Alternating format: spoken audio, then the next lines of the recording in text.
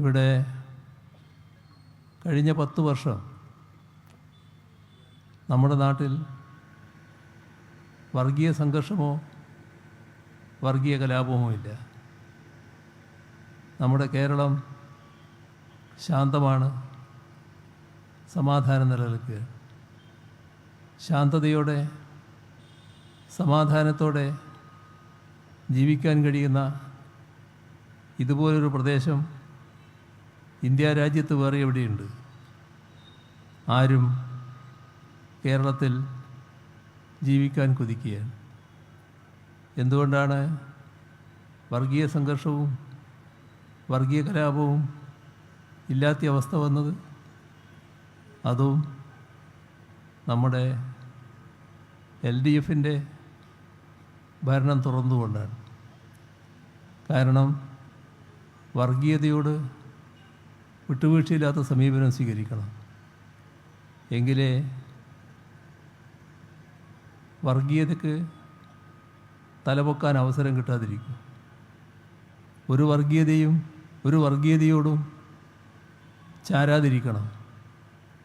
ഒരു വർഗീയതയെയും സംരക്ഷിക്കാതിരിക്കണം. എല്ലാ വർഗീയതയെയും വിട്ടുവീഴ്ചയില്ലാതെ എതിർക്കാനാവണം. ഇതെല്ലാം LDFന് കഴിയുന്നു, LDF സർക്കാരിന് കഴിയുന്നു. അതുകൊണ്ടാണ് വർഗീയ സംഘർഷവും വർഗീയ കലാപവും ഇല്ലാത്ത നാടായി നമ്മുടെ നാട് നിലനിൽക്കുന്നത്. നമ്മുടെ നാടിൻ്റെ എല്ലാ മേഖലയും നല്ല തോതിൽ അഭിവൃദ്ധി പ്രാപിച്ചിരിക്കുന്നു. ഇവിടെ വ്യാവസായിക രംഗം ഏറ്റവും കൂടുതൽ കരുത്താർജിച്ചിരിക്കുകയാണ്.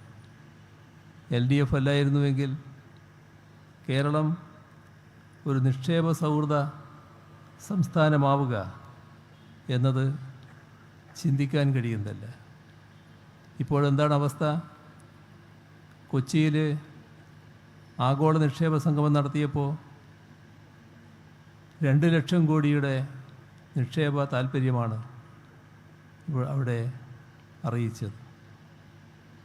ദാവോസിൽ ഒരാഗോള സമ്മിറ്റ് ഉണ്ടായി.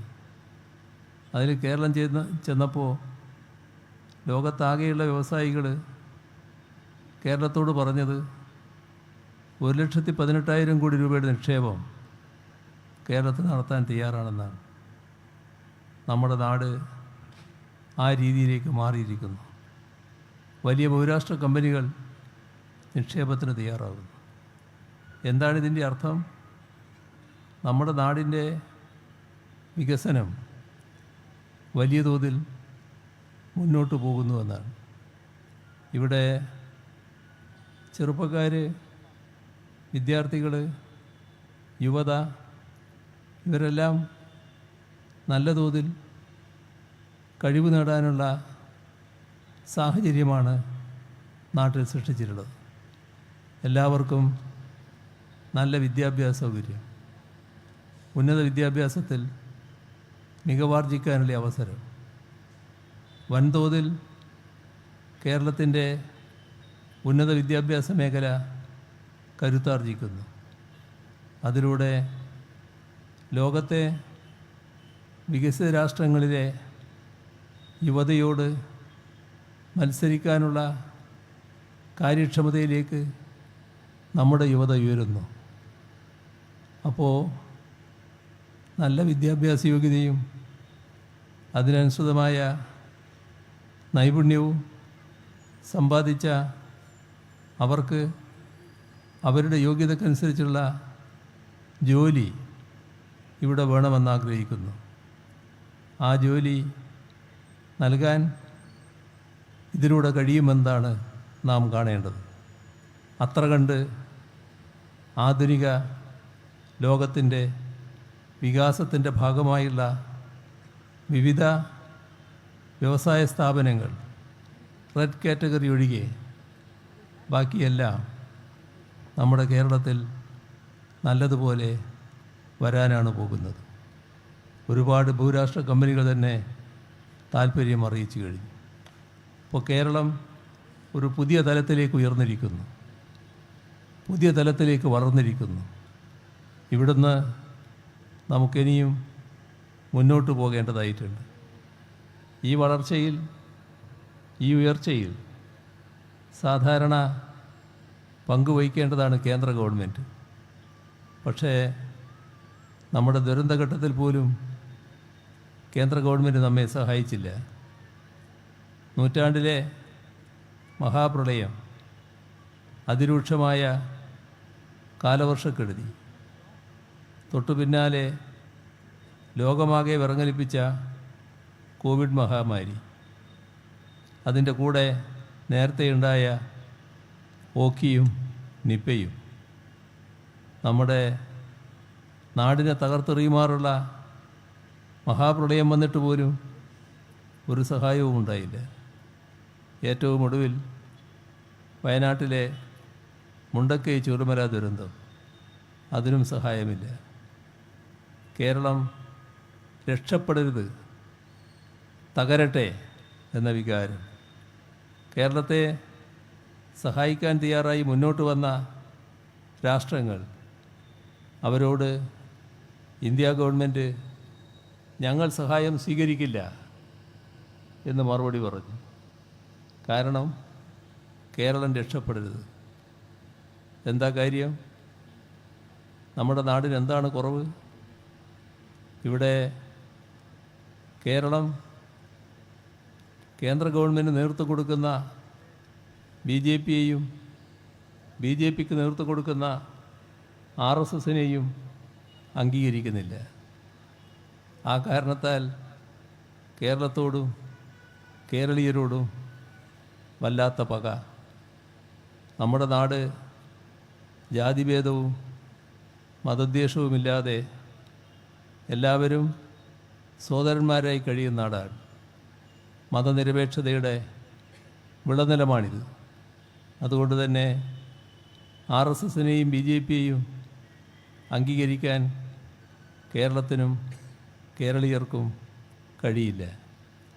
ആ പക നാടിനെ തകർക്കുന്ന മനോഭാവത്തിലേക്ക് എത്തുന്നു. അതിനായി കേന്ദ്ര ഗവൺമെൻറ്റിൻ്റെ അധികാരം ഉപയോഗിക്കുന്നു. എന്നാൽ 2016 വരെ കേരളത്തിൽ മാറി മാറി അധികാരത്തിലിരുന്ന UDF ഇതേ BJP വികാരം പങ്കിടുന്നു. അവരും കേരളത്തോടൊപ്പം നിന്നില്ല, കേരളത്തിന് താല്പര്യത്തോടൊപ്പം നിന്നില്ല.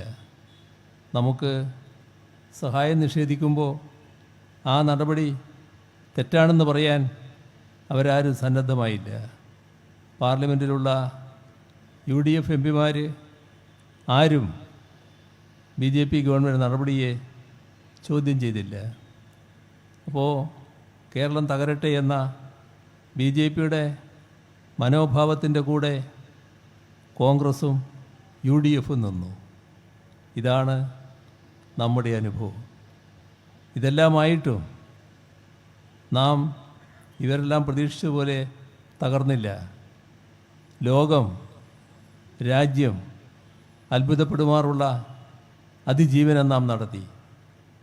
എങ്ങനെയാണ് ഈ സംസ്ഥാനത്തിന് ഈ രീതിയിൽ അതിജീവനം നടത്താൻ കഴിഞ്ഞത് എന്നതാണ് രാജ്യവും ലോകവും ആശ്ചര്യപ്പെട്ടത്. നമുക്കതിൽ ആശ്ചര്യമില്ല.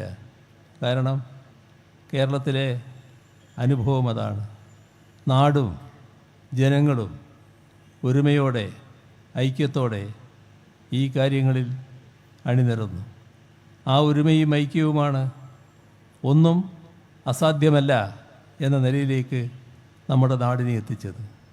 ഇതേവരെയുള്ള എല്ലാ പ്രവർത്തനങ്ങളിലും ഞങ്ങളോടൊപ്പം നാടും ജനങ്ങളും അണിനിരന്നിട്ടുണ്ട്.